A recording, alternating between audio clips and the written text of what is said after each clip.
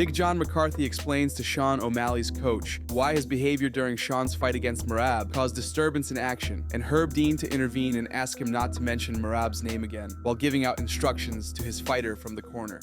The Merab fight wasn't the first instance of Tim talking to Sean's opponents while they're fighting in the cage.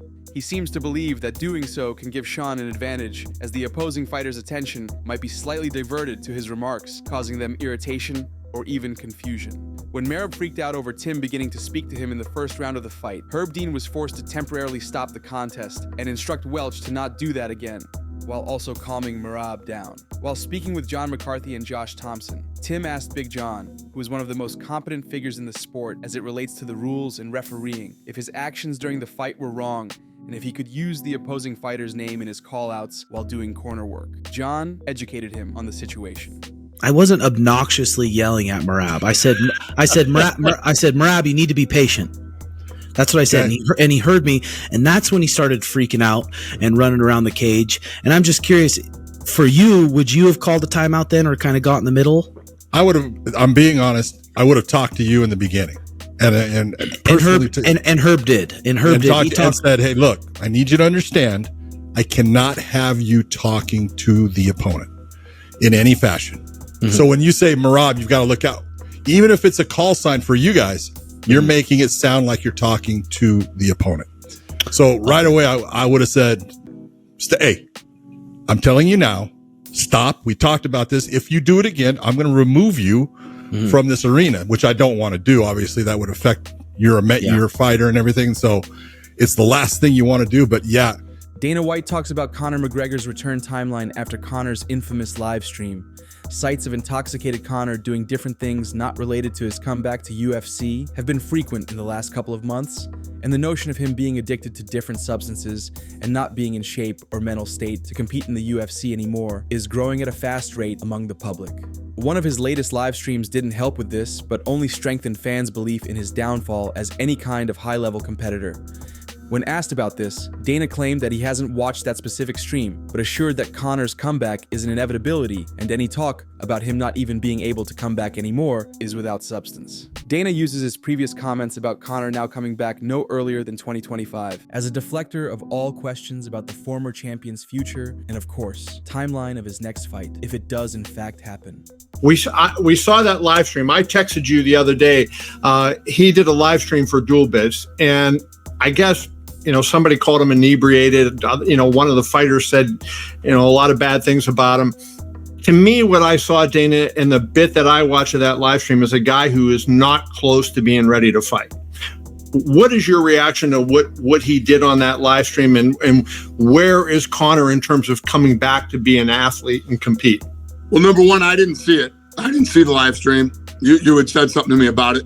And number two, I said that Conor wasn't fighting until 2025. It is October 1st of 2024. Right. Conor McGregor has plenty of time. Israel Adesanya shares thoughts on being forgotten by fans and possibly getting underappreciated by Dana White. Israel's defeat to Dricus du Plessis in his last Octagon appearance put him in somewhat of a difficult position as it relates to his career. The former middleweight champion is certainly not getting another title shot without getting a win or multiple wins against other contenders in the division. The Kiwi has mentioned that he is now certainly in the latter stage of his career, and while he's not thinking about retirement just yet, he's now taking more factors into consideration. This includes the opponent's name value and overall excitement. It's unclear who Israel will come back to the Octagon against, but he certainly feels like he has to prove himself again, and that is a promising prospect for the fans who want to see him. Izzy discussed his relationship with UFC, Dana's approach with him, and fans being forgetful. I do promote myself and stuff, but also because I'm not done. The story's still being written. And, Dana, he does hype me up when it's time to hype me up, but again, because I lost my last fight, I know how the game works, not Dana in general. I just know how the game works. If you're only as good as your last fight. So people then forget. Sometimes all these trolls forget the classics and they just say, whatever, he's washed, he's this. But then you just chill. They said that after I lost to Pereira at Madison Square Garden. Yeah. And I told Dana, let's do that shit again. Ran it back straight away because I knew I could beat the guy. And it's so decisive, yeah. Exactly. So it's just about getting back in there and showing the world who I am. For me, it's just the way I handled the whole training camp. Like I said, having whole meals, whole foods, properly having breakfast. I never used to have breakfast. I just wake up, roll out of bed, get to the gym, start training, whatnot. Then after training, I'll have my first meal around 11:30 p.m. So now I actually have breakfast before I go train, like little things like that. Daniel Cormier unleashes on Conor McGregor, following the Irishman's insulting remarks on him. The relationship between the two former UFC double champions has had its ups and downs over the years, with them mostly keeping a professional and even friendly attitude when speaking about one another, on rare occasions, when sharing the same room or arena, following McGregor's heated rivalry with Khabib, which culminated in his defeat, considering DC's friendship with Nurmagomedov, naturally didn't result in Conor and Daniel being friendlier than ever, and things first got heated between the two when a couple of years ago, DC suggested that McGregor's antics outside of the octagon could be interpreted as a cry for help. Conor didn't like this, and responded with calling Daniel a fat loser and a horrible commentator. No love has been lost between the two following these interactions.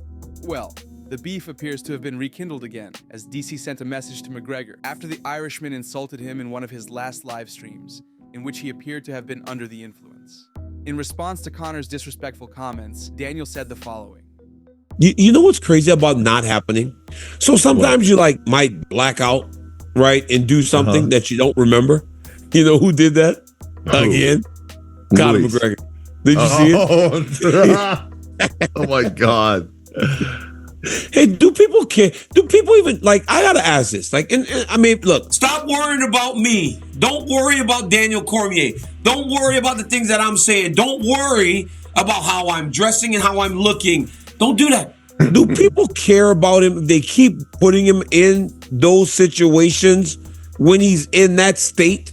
Because it seems like he always has a camera in front of him. Kenny Florian breaks down and predicts the Alex Pereira versus Khalil Rountree fight. The middleweight champion is set to defend his title on the 5th of October in Salt Lake City.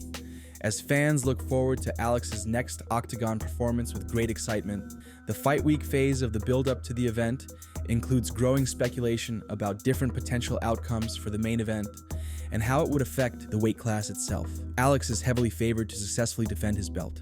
The Rountree matchup does promise some exciting action, as the challenger is also a high-caliber striker and has many times stated that he's not planning on grappling with Pereira. So if this plays out as a striking battle, we've most certainly got something to look forward to. Kenny talks about the fight. Yeah, Rountree has made things interesting because he possesses a power and a speed that makes him capable of potentially pulling off an upset. However, when you look at Pereira and everything he has done in kickboxing and everything he's done in MMA, he's faced other guys that are just like that. And I think he's done that a lot. And to make matters worse, unfortunately, for Rountree is the fact that Pereira continues to get better. As everyone talks about his power and everything like that. That's the thing that's repeated over and over again. But to me, I think what's underappreciated about Alex Poatan Pereira is his intelligence. He's going to throw a lot of long-range stuff at Rountree to keep him on the outside. And when Rountree does finally get inside the pocket, I think he's going to find that that left hook and that right hand down the middle is going to be very, very potent. So